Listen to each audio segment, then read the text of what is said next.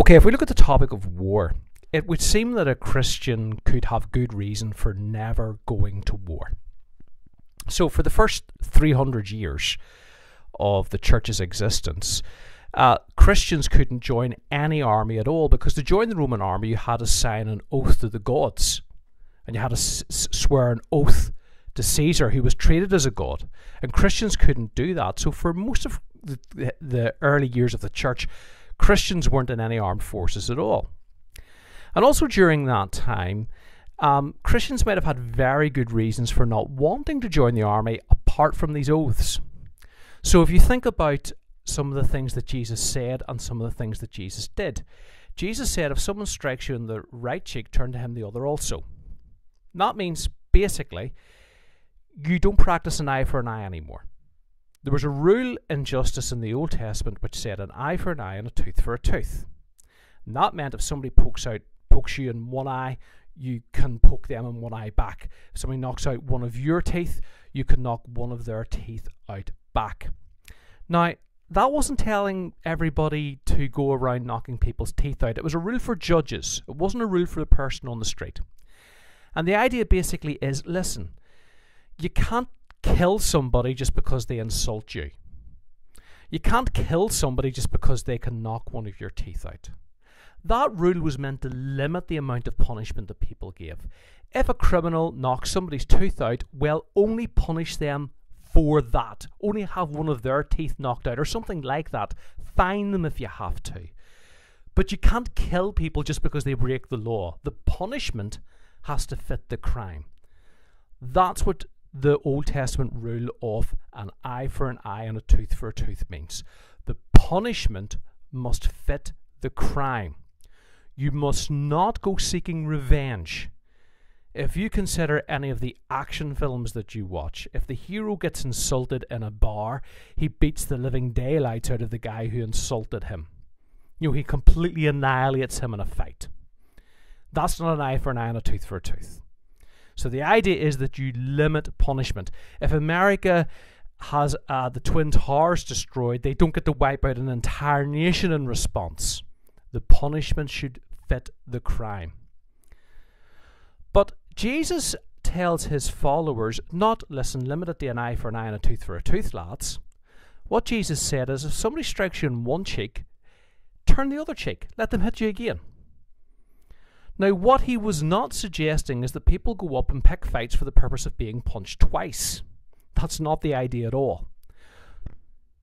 What Jesus was telling people was, listen, rather than wanting to get revenge, you should prefer to be hit twice rather than get your own back. He was talking about an attitude of heart.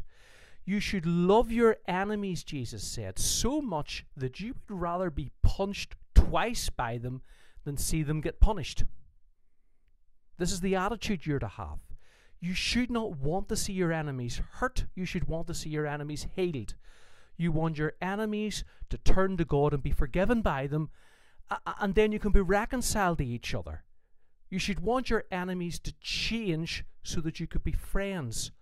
Love your enemies. And Jesus pointed out that God sends sunshine and rain on the evil and the good, the righteous and the unrighteous. In other words, this planet's full of good things that everybody could enjoy, even though everyone is turned against God. So if God's got a loving attitude towards everyone, well then you should have a loving attitude too. You can go further then after, when Jesus dies and rises again, Christians realize that Jesus did not fight the people who came to arrest him. Now, one of his servants did, Peter. Peter drew a sword and had tried to attack the men who were arresting Jesus, and Jesus stopped Peter and healed the man who Peter had struck in the ear. Peter, when he was confronted by Pilate, the governor who was sending him to death, said, "My kingdom is not of this world. If it were, my servants would fight." In other words, I'm not here to start an armed revolution. So even though Jesus had done no wrong, even though Jesus was the Son of God, he was not calling for his servants to get even. He was not prepared to fight. He was not prepared to perform any miracle to save himself, to strike his enemies down. Jesus turned the other cheek to the extent of going to the cross.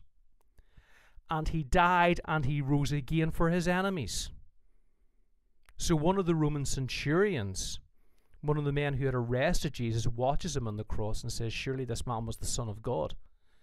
And that man gets forgiven because he realizes that Jesus is the Son of God dying for him, even though that man put him on the cross. Even though that man was part of the army that put Jesus on the cross, he can be forgiven. Jesus dies for the people who are putting him to death. So when you put all that together, you get a very powerful argument for saying, well, if I want to be like Jesus, I want to listen to what he said, I should turn the other cheek, I should love my enemies. I can look at the Old Testament commandment, do not murder. And Jesus didn't fight his enemies. And he said, if my kingdom's not of this world, if it were, my servants would fight. And you put all that together and you get to the idea of pacifism. Pacifism is about peace. You never fight. Now, there are absolute pacifists who will do nothing at all to help in wartime. There are other pacifists who will, say, join ambulance services, who will join the Red Cross, who will do everything that they can to help those in need of time of war. So there's two types of pacifists. There's absolute pacifists, and then there's pacifists who will join different organizations. They won't kill people, but they will help their country.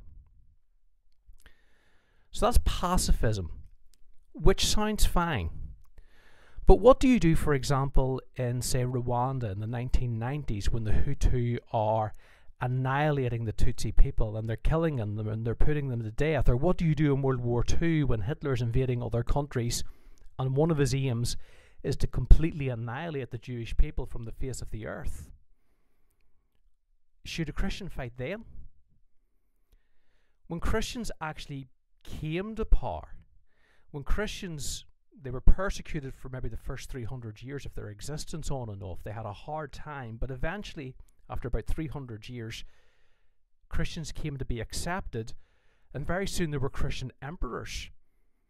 And then you've got a problem. I'm in charge of a country, and somebody's doing something terrible, and the only thing I can do to help innocent people is to fight for them. So should I fight for them? Could a Christian be a police officer?